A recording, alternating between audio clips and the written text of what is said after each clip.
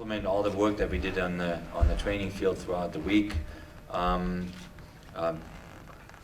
First 30 minutes was top.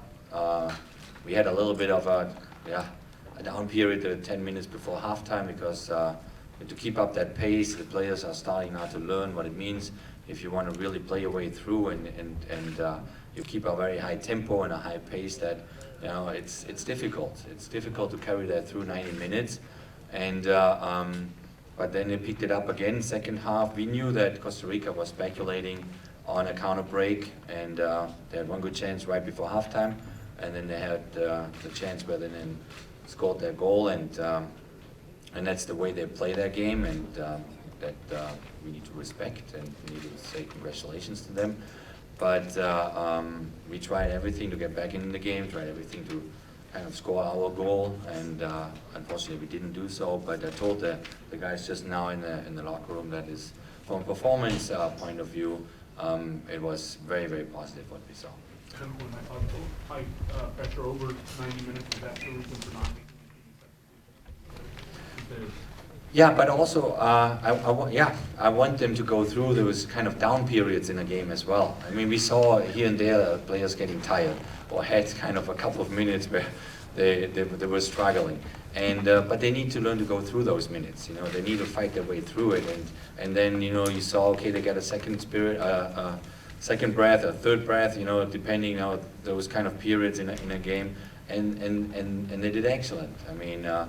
The way we combined, the way people were looking for each other, and the way they kind of passed their way out of very difficult, tight spaces was good to see. Was confidence there, there was the technical ability there. Yet it's difficult once a team like Costa Rica, in general, a team goes one goal up, because then they lock it down. They put 9 men around the box and make it very difficult. But from what we trained and how they implemented all that stuff, that was very good. Luke. Jurgen, what effect does it have on a team when it's playing well but can't put it in the net and can't finish? Well, the next step they need to get to at that point is you've got to be even more determined. Another piece of determination, another piece of being greedy for that goal. It's just maybe a tick more nastiness is part of it too, and that's what Costa Rica did very, very well. In all the 1-against-1 battles, they were nasty. With a lot of fouls, they try to interrupt our rhythm. I mean, they did the physical part of it, and that's where we again need to step up a little bit more and need to be a piece more hungry in that moment and finish off one of our chances. Adam. Jurgen, just going off of that sort of nastiness, is that something you're going to see in the qualifiers, specifically when you go to Central America, places like that? Do you think this sort of gave your guys, a good, crash course in that, going under your style, and gave you kind of a crash course of that Central American physical nasty style? No, I mean, we know about that, and we know what to expect once we go into the qualifiers and to go down in Central America and play those countries. It's a very hot-tempered environment, and it will be very physical, and will be very emotional situations there, and that is just part of the game, and we will be prepared for that. We will be prepared in a way that we stay calm and stay cool in those environments, and just continue to play our rhythm and play our game. And if you keep that tempo up, sooner or later you will also put away the chances. Jeff. You talked earlier about the fouls and the nastiness. I mean, in those moments, did you want your team to play a little bit faster, just to kind of move the ball quick enough so that maybe they can't get at you guys as quickly?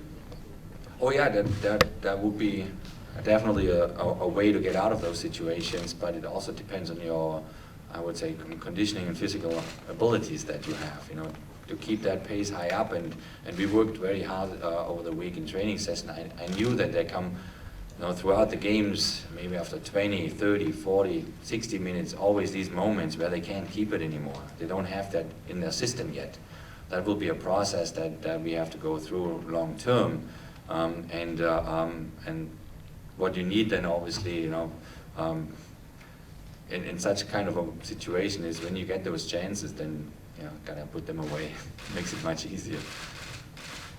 What did you learn about the team today that may change going to Europe and playing Belgium, a different style of team than Costa Rica, obviously? Oh, I think, every game you learn a lot of things, and I think the players came away today with, or go away with a lot of good information, and every single situation that you saw out there was different and was a challenge for them.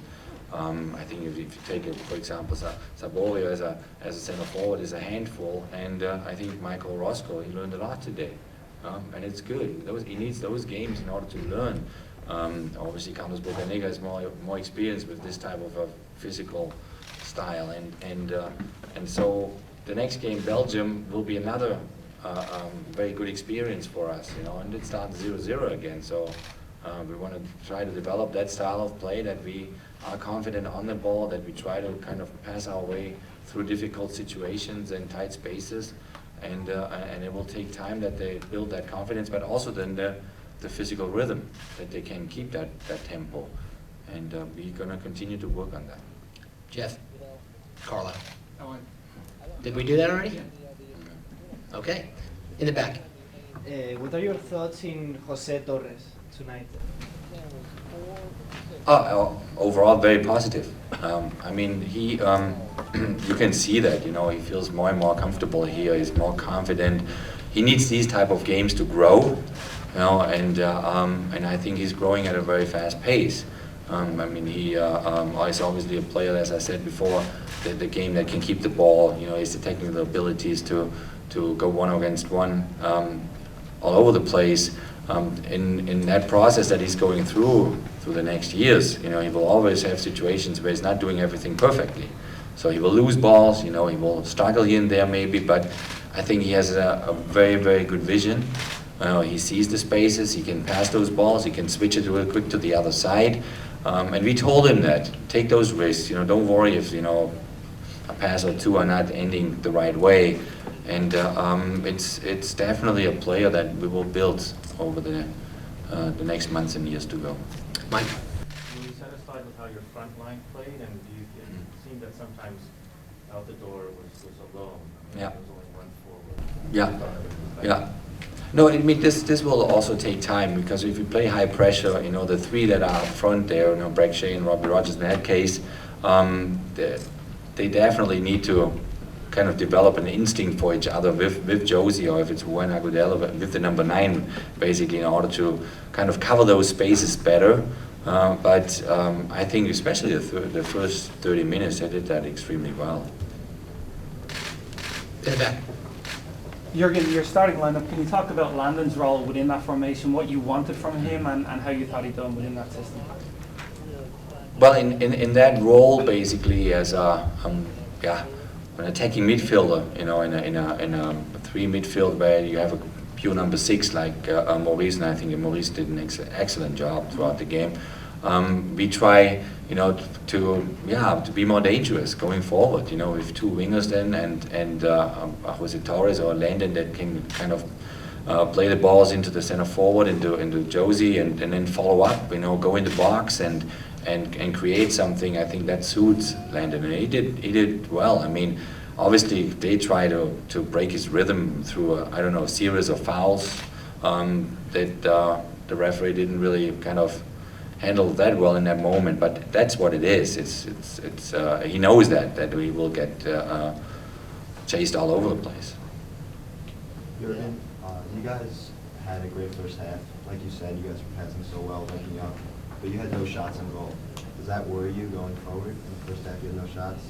Is that a problem in your eyes? No, I think there were a couple of good occasions first half, and what we need is just really that what I said before is that piece more of determination and kind of being really hungry to finish it off and score. Then if you go a goal up against that team, then it opens up the whole game, and you find far more spaces and possibilities to break them even more down. But No, it is a process we're going through because the players now start to develop a feeling for each other, you know, how they're moving around, you know, we build triangles all over the places, and they learn how to play in those spaces, and that is a process that I think started really well today.